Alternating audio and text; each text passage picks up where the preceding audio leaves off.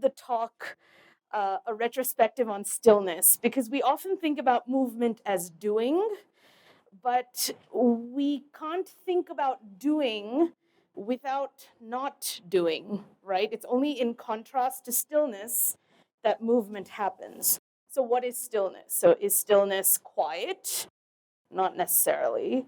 Is stillness pausing? It could be. Is stillness being stuck? Possibly. But stillness is all of those things and none of them at the same time. So now that we know what movement is not, it has now complicated our job in figuring out what movement is. And so through this talk, I'm going to try to explain to you my definition of movement and how Indian art sort of accommodates these different ideas within this one beautiful large umbrella. So is there a way to define movement? And of course, I did the thing that all of us do is, going to a dictionary and figuring out what movement is, which is the most lazy way to define something, right? And the dictionary gave me three main definitions, the first of which is change. So movement is transformation inherently from one thing to another. But in order to understand movement in my life, I think it's important to figure out how I went from one situation to another. And that change can be defined by how I came to study art and history to begin with. I grew up in New York on this little island off of the city of New York called Long Island. And I moved to the US when I was 11 months old, even though I was born here in Bangalore. And one of the things that was such an essential part of my childhood was living these two distinctly different lives. And all of us who have NRI cousins or relatives will understand this. There's somebody that you are during the week. So when you go to school, you're like the white version of yourself. And then on the weekends, of course, I come from a very cultural family. So there was going to the temple and eating Indian food and wearing Indian clothes. And so then how is it that we're defining culture in this dichotomous life? I grew up in this little town on Long Island called Syosset. And the great attraction of Syosset, New York, was a bagel shop. That was the most exciting thing you could do in the town I grew up in. Of course, I was only 45 minutes from one of the greatest cities on earth. But one of the things that was very striking about Syosset when I grew up there is that there were almost no Indian families. And because there were almost no Indian families, there was no one at school who understood who I was on the weekends. So this kind of divorcing of the American self as such and the Indian self, which I'll come to in a second, was so dramatic that it was almost like I was rebelling when I was going to the temple on the weekends. There was this allure to Indian culture, which was it was magic. It was a world that nobody knew about. It was a world where I could be anybody I wanted to be. I could do dance programs on the weekend and feel like a celebrity. And then, it was like a Clark Kent Superman moment. And it kind of brought me to a place where I started engaging with my family because I come from a very artistic family. I started engaging with my family in more interesting ways. Pictured here is my grandmother who lived in California at the time when we were living in New York. And that's me, that's our house in Syosset.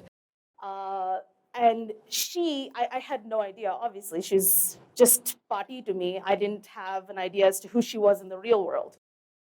But that is the late Lalita Venkatraman, who was the principal of the Mysore Music College and somebody who was a primary disciple of Mysore Vasudevachar in Veena.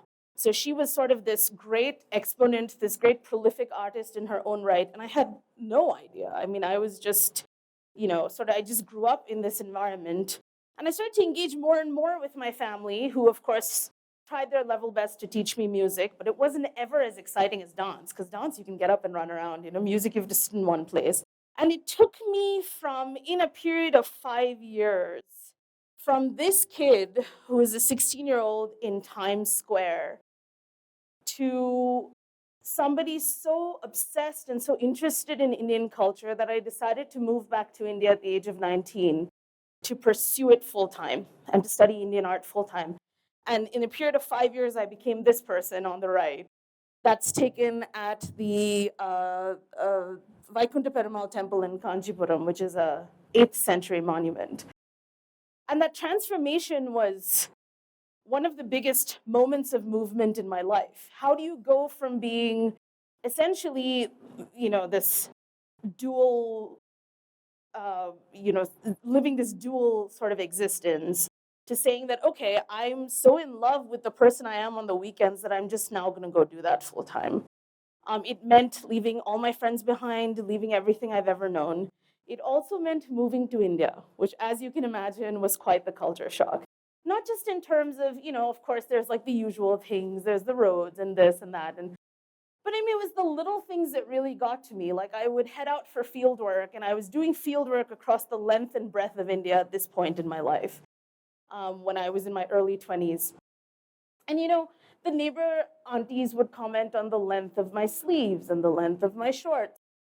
And I was crawling through the mud on the side of a 5th century temple to grab one image of one sculpture. And still, the most important thing was what I was wearing. So it always made me sort of curious about what it is that now becomes my new duality in this world. Now I'm secretly American. I'm no longer secretly Indian. And that kind of changed a lot of things for me. And so that picture, which you see on the left, is me as a 14-year-old at the Periya Koval in Tanjavur, at the big temple. And I always had an interest in how various forms of movement found manifestation in Indian art. And this was after I moved to India when I was about 24. I was doing field work in Khajuraho, and they had invited me for the festival and all of that. And I couldn't get over how beautiful India was. And I wish I didn't have to do it. I wish there was somebody who was born here and raised here and had more fluency in the language who could do more of this work. And I'm not saying that there aren't people. I wish there were more people, is what I'm trying to say.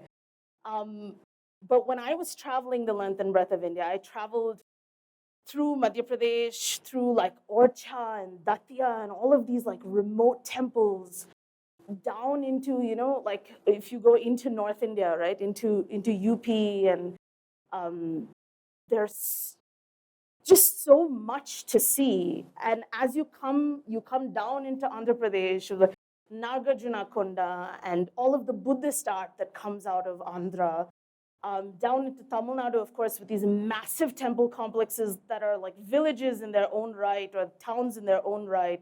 Karnataka with its beautiful Hoysala architecture, the intricacy of the sculpture, and into Kerala, where you have these beautiful kutambalams and these lovely brass lamps. I mean, it was like Indian cuisine. I mean, every place had something different to offer culturally, architecturally, artistically.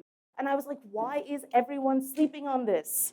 Everyone is sleeping on this. And then I realized it's expensive to do this kind of work. I was lucky that my parents supported my passion and allowed me to travel in order to gather all of this research and execute these studies in movement. But I realized that perhaps something to keep in mind for all of us is that when we think about Indian art and movement, we really need to start creating an ecosystem of people who are more interested in the diversity of Indian art, but also more equipped with resources, with equipment, with knowledge to actually go out there and study these things at an international level. One of the things that I was very, very fortunate to have experienced, though, because my parents supported me and I did all of this work, after I became a master's student at JNU, I finished a master's in arts and aesthetics and an MPhil in Indian art history. And I started taking my work about all of these remote temples in different corners of India and presenting it all over the world. So I had the honor to present at Cambridge University.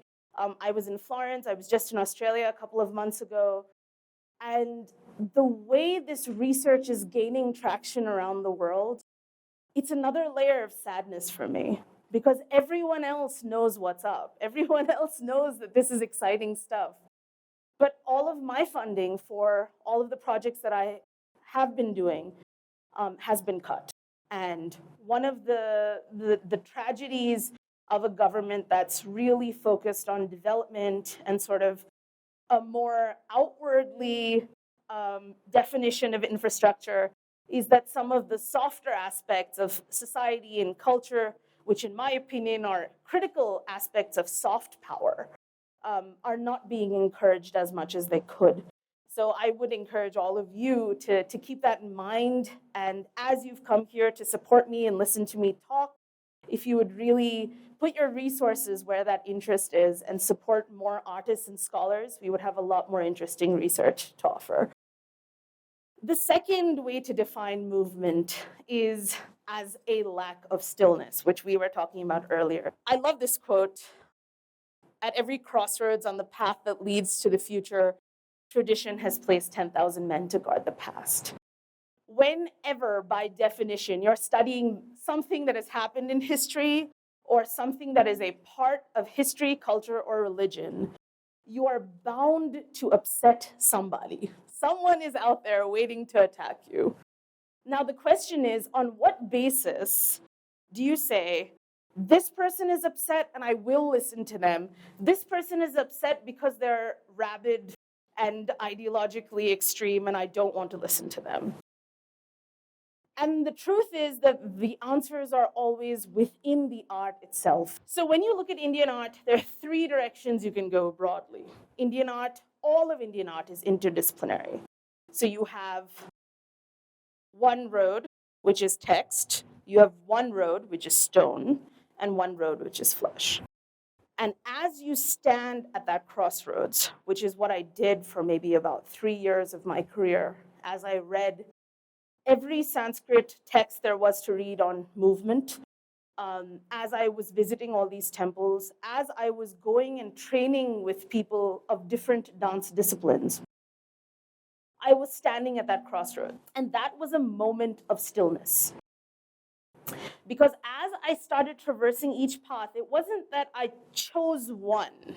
It's that I went one way and then in some circuitous way would come back to the same spot.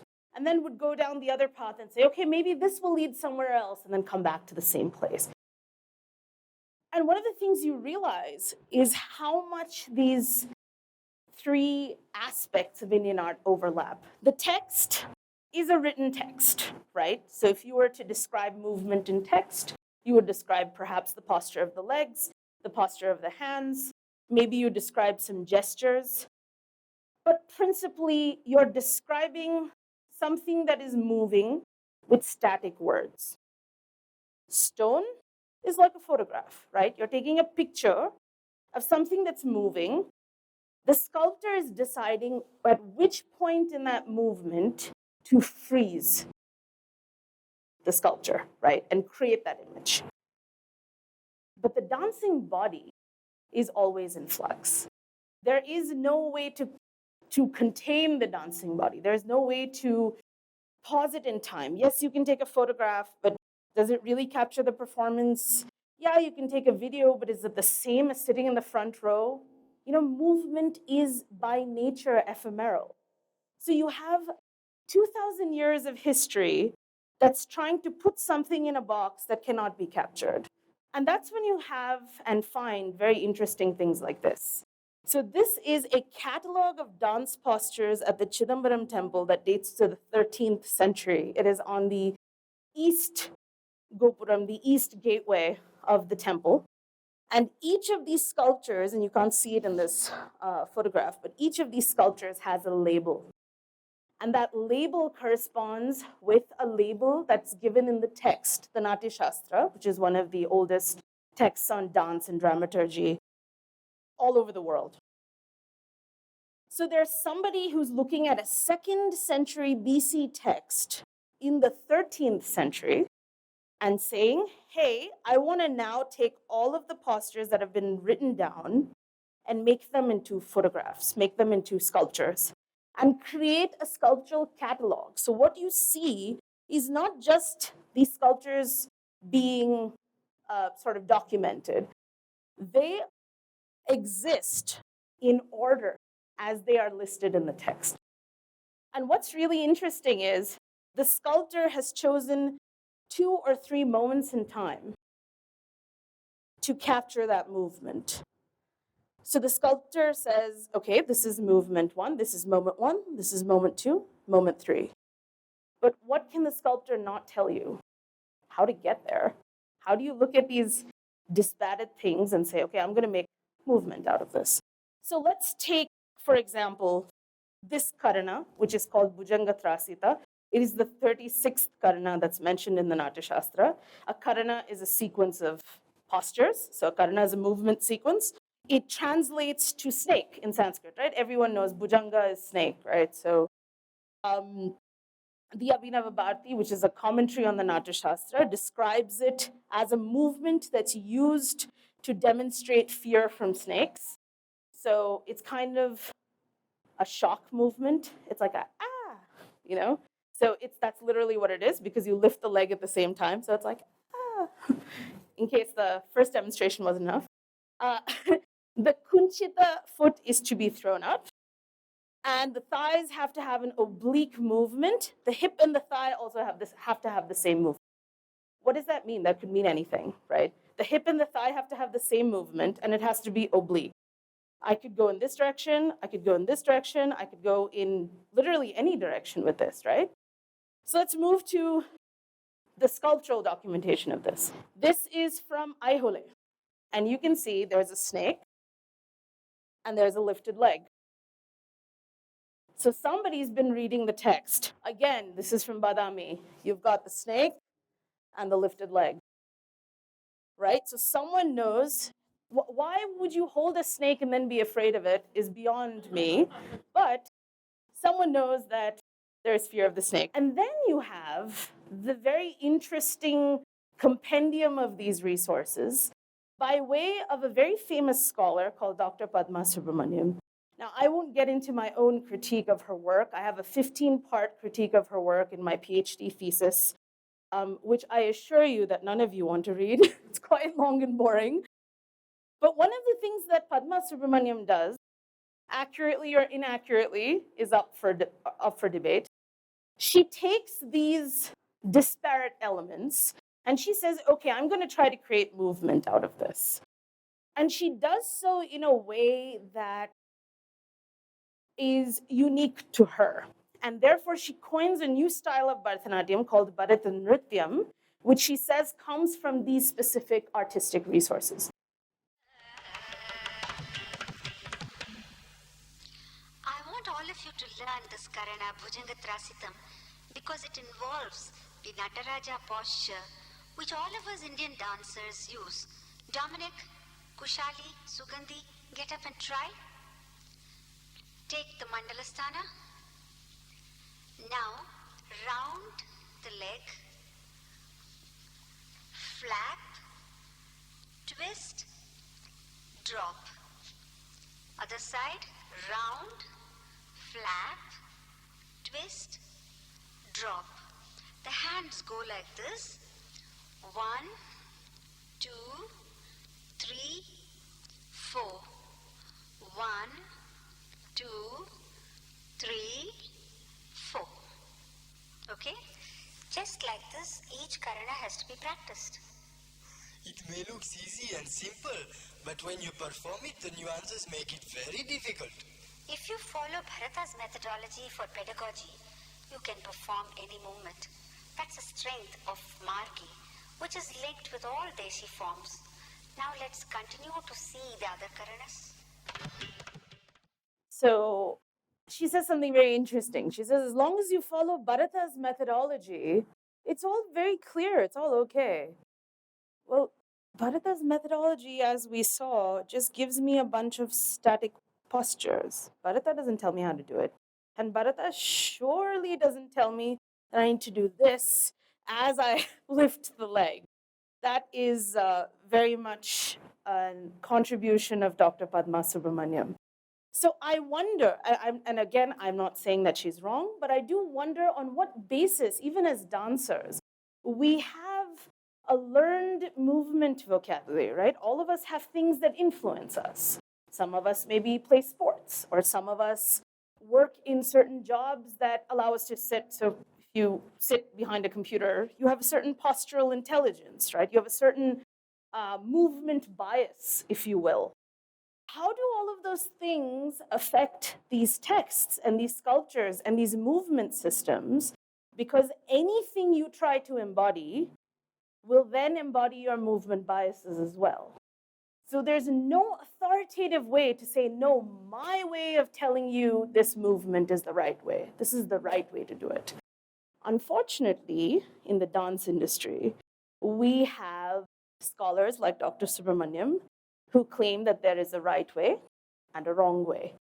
And I think this is one of the hazards of studying in an industry of this kind. Let us try to do this ourselves. So can I broadly split the room into 3 sections? Let's say until here, you two, then all of you until here, and then whoever's in that corner. So I'm going to give one group a description of a movement, and I'm going to give another group a stick figure depiction of a movement. And I would like you all to pick a volunteer to come and demonstrate what you think the movement is. Please collaborate, talk amongst yourselves.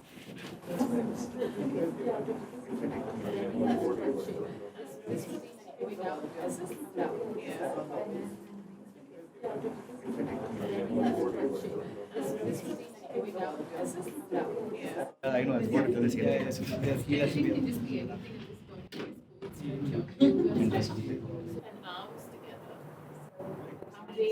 Oh, arms, no, arms together can be anything, right? Yeah. It could be like this. Nice. Raising one toe in a stand. Oh my god. Raising. Oh, arms together. No, arms together. Yes. Oh, okay. So let's wait for everyone to finish up, and then such good conversations I'm hearing. My God. Yeah, bring arms together. Yeah. That's hands together, arms around. Yeah.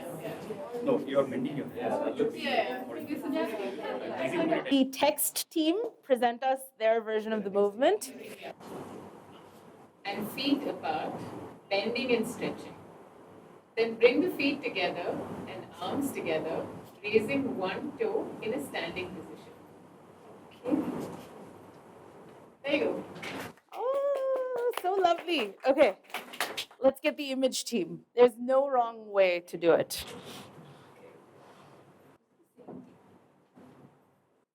Mm-hmm.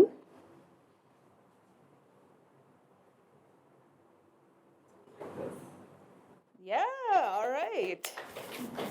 So what if I told you that the way I learned that movement is actually a movement from Odissi.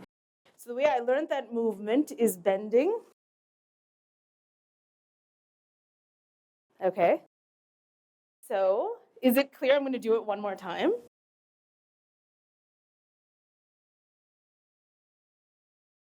Okay, so we have all the components. We have the squat, we have the bending and the stretching. We have the toe, right? You guys have the illustration of the toe. We have the hands together. We have the hands wide apart. So do you see how now 3 people have interpreted the same movement in 3 different ways? And I heard some very interesting things coming out of the room. So the first question was, is it left to right or right to left? Someone in this group asked. We don't know, right? So when you see it in a sculpture, they can only show it to you on one side. So is it fair for you to abstract the other side? Does it look different on the other side? And then, of course, all of these sculptures exist in temple spaces. So there's a very specific connotation associated with the left side. Are you allowed to do the left side or not allowed to do the left side? On the text team, very interesting conversations were happening around, can you do something there? It would look prettier, right? If it was embellished like this. Or if it was, so, and then similarly, when the hands are wide apart, oh, it kind of feels empty like this. Can we add this? So as you see, all of us in this room have now added about 15 layers to one movement. And this is the challenge of studying movement in Indian art. So what have we learned? Movement is complex. It's multidimensional, and it simultaneously occupies different truths. Can I say that the text team was wrong? No, I can't, because they adhered to what they thought was the right thing. Can I say the image team was wrong? I can't do that either, because they're like, but it's right here. I have the image in front of me. So am I wrong? Because I learned it from a practitioner who learned it from another practitioner, who learned it from another practitioner. And over time, that movement has now morphed because it's being translated from body to body to body. How do you document something that lives inside your body? If I die, the dance dies inside me. So how do you, again, going back to the very notion of Indian art, it is to document something that is ephemeral, that's definitionally undocumentable. And of course, all of them have credence in their own ways. I respect Sanskrit scholars as much as I respect art historians, as much as I respect dancers and dance historians. I happen to be kind of all of them, so I got lucky. But I do individually have a lot of fights with people from different fields, because when I come to the table, I bring the other two with me, right? I have the angel and devil on my shoulder. So if I'm talking to a Sanskrit scholar and the Sanskrit scholar says, no, it's absolutely like this, I'm like, but that's not the way I learned it, right? That's not the way my body tells me that it is. And there also has to be a notion of logic. So one more thing I heard from the text team was, well, it's physically impossible to squat all the way down and then bring your feet together. Fair, right? Because you have to think about what is the limitation of the human body. Similarly, in sculpture, you might have a very dramatic sculpture that's bending all the way back. But is that an artistic exaggeration of the sculptor's imagination, or is it actually something that's viable? And that brings us to the last part of movement, which is more of sort of the journey of being a scholar of this complicated nature. And that is the act of moving. Consciousness is only possible through change. Change is only possible through movement. As you can imagine, I have ruffled many, many, many, many feathers to get here. And those are feathers of other scholars. There are people who believe I have the right to do the scholarship. There are people who believe I don't have the right to do the scholarship. There are people who see me as an outsider. There are people who see me as privileged. But I think we need to really ask the question, who does movement belong to? And this is a very complicated question. Why is it complicated? The community that wrote the text, Brahmins, upper caste, people who have resources, privilege, royal patronage. The people who made the sculpture, Vishwakarmas. They also have royal patronage, but they aren't educated in the way that the Brahmins are. The dancers, Issevallalars, Naidus, completely different than the Vishwakarmas and the Brahmins. Marginalized women, women who weren't allowed to exist in other ways in society, other than being married to the gods and goddesses in the temples and dancing. Who's right? Right? Whose version of dance is the correct version of dance? And it's very easy, I think, to say that dance is embodied and therefore belongs to bodies. And it's fair to say that dance belongs to the Sevallalar community. But what is the problem with the rhetoric that focuses only on that telling of history is that people like me are seen as outsiders, as invaders, as appropriators of a culture that is marginalized, right? And that is different than my own culture. And so this is the consequence of doing this. The consequence of leaving the US, the consequence of choosing a strange and unique field of study is that I'm constantly negotiating my identity all the time, every day. My Instagram inbox is filled with death threats, Brahmins telling me that I study a fallen art form, people from the Isevallar community telling me I have no right to study dance to begin with, foreign scholars telling me that this is really great research and they would like to present it in front of the ambassador, which is nothing less than a form of fetishization in some ways. And then you have people like Vishwesh and Karishma, who have their heart in the right place, who actually ask me to do something because it means something. And I think a big part of that is understanding that I do have the privilege to do this work. I stand before you because my parents had the financial resources to put me through school and to support my travel. I had the English-speaking background to go and travel abroad and speak that language of academia and scholarship, to see people from other countries as equals, to put Indian art on the map in a way that was legitimate in some ways, that was competitive, that made sense. But what that meant was hate that I would get at home.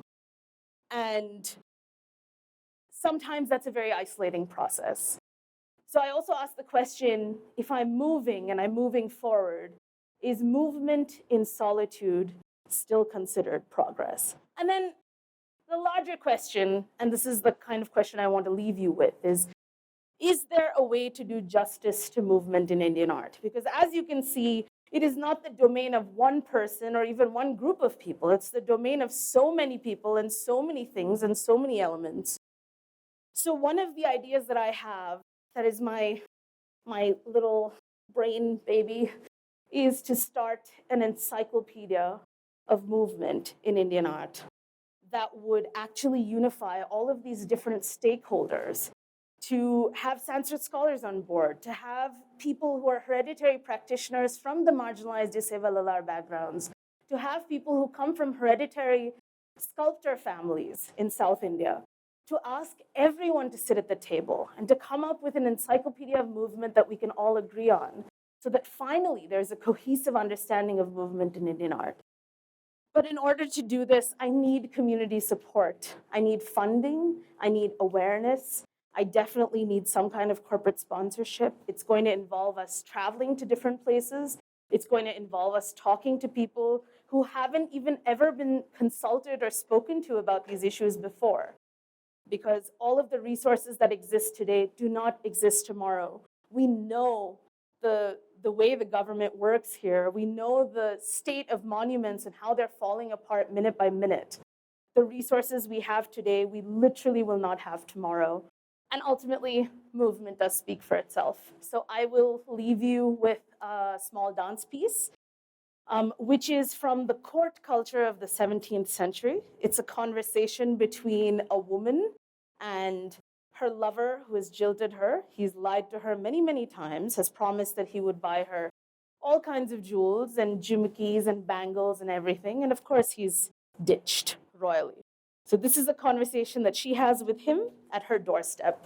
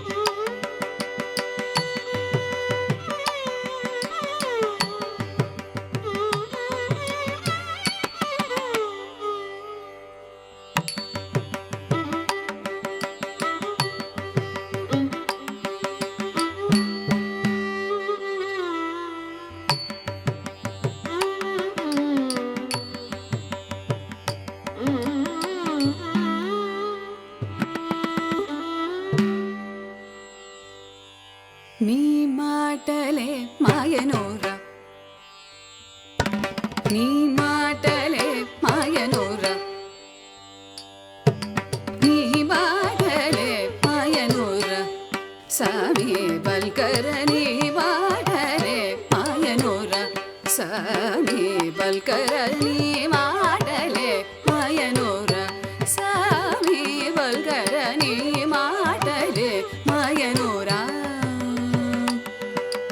ఏమేమో బోధించిననే మారజేసేవురా ఏమేమో బోధించిననే మారజేసేవురా ఏమేమో బోధించిననే మారజేసేవురా మాడలే మాయనోరా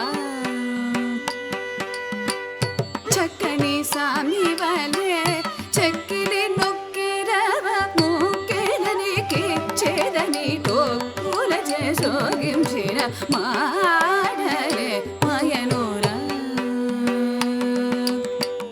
చక్కని సామి వలే చెక్కిలి నొక్కిరవ ముక్కెలనికి చేదని టోకుల చేసోగించిన మాడలే మాయనోరా మాటి మాటికి మరు